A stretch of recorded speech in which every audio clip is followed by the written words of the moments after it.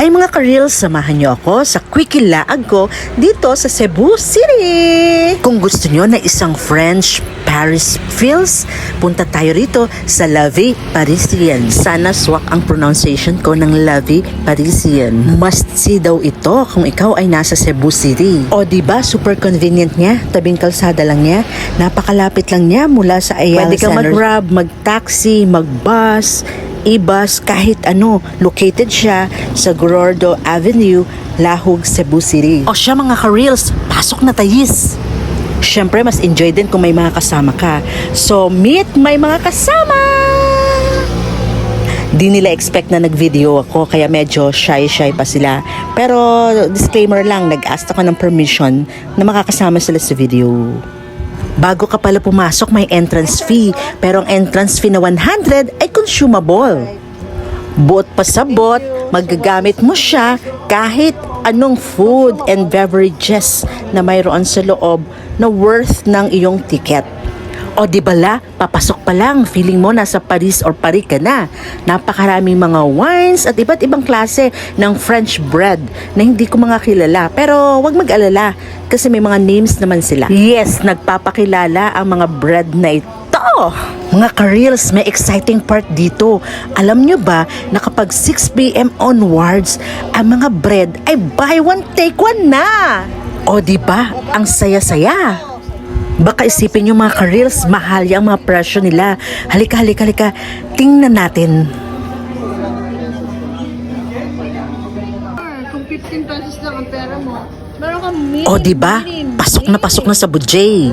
So ito na nga, mega pili na ang mga lola mo. So dahil hindi namin expected na buy one take one, ay pinakuha pa kami ng mga ka-take ng aming mga napili. Ay, kuha ka na. It's time to pay. Dahil consumable, ay ginamit ko ang aming mga ticket para pambayad. Kita nyo naman ang aming mga buy one take one na mga bread. Kaya hindi ko masyadong kilala ang mga bread dito kasi hindi rin ako fan ng bread. Kaya naman, mega punta ako sa gelato. Yes na yes, pipili ka lang sa napakaraming flavor. Of course, ang consumable ticket pa rin ang aming pangbayad. Siyempre, may I ask ako sa kanilang bestseller. By the way mga ka-reels, ang gelato is the common word in Italian for all types of ice cream. In English, it specifically refers to a frozen dessert of Italian origin. Ano naman ang pagkakaiba ng ice cream sa gelato?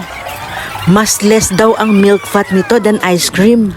Uses premium quality ingredients such as fresh fruits and natural flavors. Mas dense din siya kumpara sa ice cream, kaya kahit baliktarin mo at malaglag, hindi siya matatapon. Gelato is a healthy snack option that contains a relatively small number of calories and sugar. Tara, tikman na natin. Well, dahil hindi naman ako magpo-food review, ang masasabi ko lang, ang bongga-bongga ng lasa niya.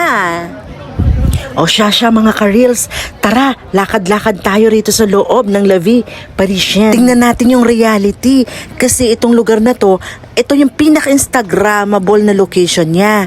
So, ito lang siya, ito yung library, wine library na tinatawag. Pero I tell you mga ka-reels, napakaganda ng lugar. Bawat corner meron siya mga wine shelves na tinatawag. Kita nyo naman ang mga corner-corner. Pero ito na yung sinasabi ko. Ito yung laging nasa Instagram. Pero in reality, ito siya. So akala ko sobrang bonggang-bonggang laki ng wine library. Pero isang maliit lang siya na corner. Ayan na po siya, 'di ba? Ang ganda-ganda ng Arrive. At dahil dyan, box office hit ito. Meaning, pinipilahan kapag nandyan ka. Kaya dapat ready ka na sa iyong mga bonggang-bonggang mga posing. So yan na nga ang behind the scene ng ganap na ito. So feel na feel ko ang Paris vibes. Oy girl, bilisan mo, mahaba pa ang pila. Ma'am, upo ka din, ma'am. Sobra kong in-enjoy ang moment na ito. Minsan lang to.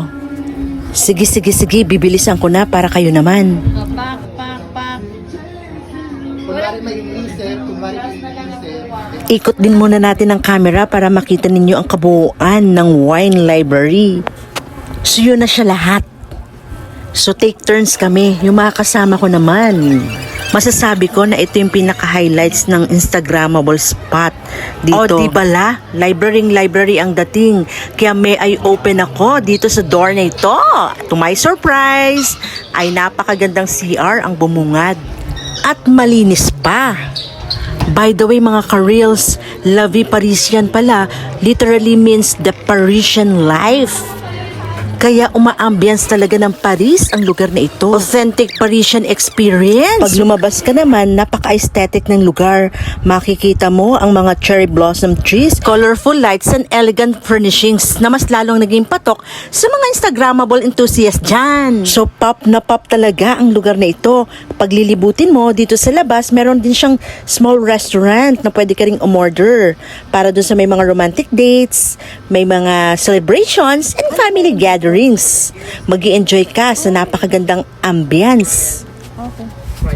Ito yung itsura niya sa gabi. Dahil quick-ilaag lang ito at side trip lang namin ito, super quick lang talaga. Baka sa umaga kakaibang ambience din ang binibigay niya. Huwag nang papahuli. Bisitahin na ang La Vie Parisienne dito sa Lahog, Cebu City. Follow for more mga ka-reels!